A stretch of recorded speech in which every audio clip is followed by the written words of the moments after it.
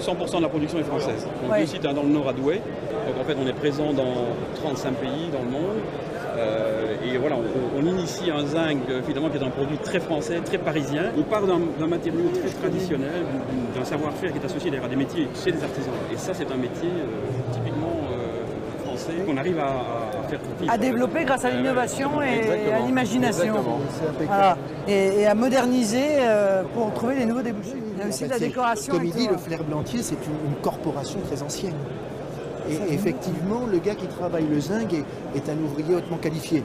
Lorsque l'on est dans le Nord-Pas-de-Calais particulièrement sensibilisé à ces problématiques, puisque Philippe Aymerich est vice-président du groupe au Conseil régional et le président du syndicat européen des plâtriers. Bon, chaque fois que l'on veut faire voter des décisions pour que les collectivités locales ou les collectivités régionales insèrent un critère social dans leur contrat, à chaque fois l'UMP, le PS, le PC, le MoDem, les Verts votent contre.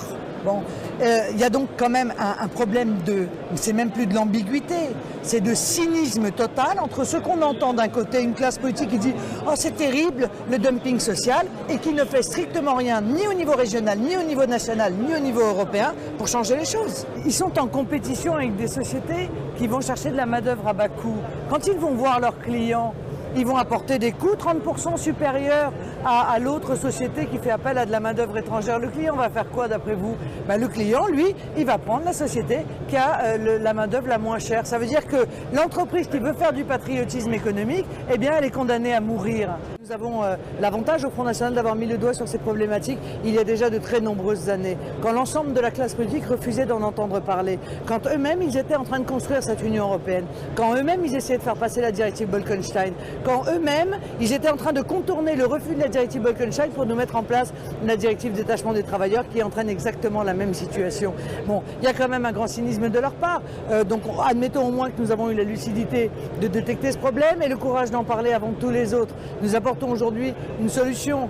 Elle consiste à arrêter cette directive détachement. Ça n'est plus possible de continuer comme ça. Ce qui se passe ici aujourd'hui, les problèmes qui sont ceux du bâtiment, ce sont aussi ceux de l'agroalimentaire, ce sont aussi ceux de l'agriculture, ce sont aussi ceux de toutes les autres entreprises qui sont confrontées, les artisans, à une concurrence déloyale. Alors est-ce qu'on continue comme ça et on fait de notre économie un champ de ruines, ou est-ce qu'on s'aperçoit qu'il s'est agi là d'une erreur majeure de réflexion de la part de nos responsables politiques, et on va peut-être leur demander d'ailleurs des comptes.